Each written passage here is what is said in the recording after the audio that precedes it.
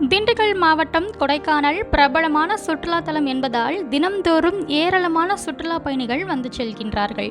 குறிப்பாக மேல்மலை கிராமங்களில் அமைந்துள்ள பூம்பாறை, மன்னவனூர் உள்ளிட்ட பல்வேறு மலை கிராமங்களுக்கு சுற்றுலா பயணிகள் படையெடுத்து வருவது வாடிக்கையாக உள்ளது.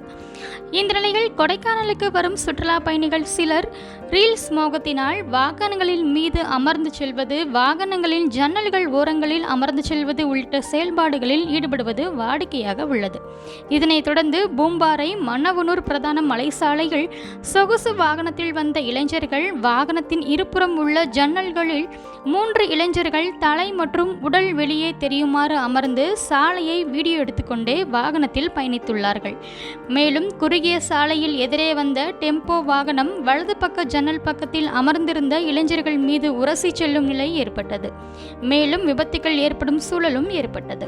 இதனைத் தொடர்ந்து காவல்துறையினர் கவனம் செலுத்தி இதுபோன்ற செயல்களில் இளைஞர்கள் ஈடுபடக்கூடாது என்றும் விபத்துகள் ஏற்படும் வகையில் ஜன்னல்களில் அமர வைத்தவாறு வாகனங்களை இயக்கும் நபர்கள் மீது நடவடிக்கை எடுக்க வேண்டும் என்று பொதுமக்களிடையே வேண்டுகோள்கள் எழுந்துள்ளது என்பதும் குறிப்பிடத்தக்கது.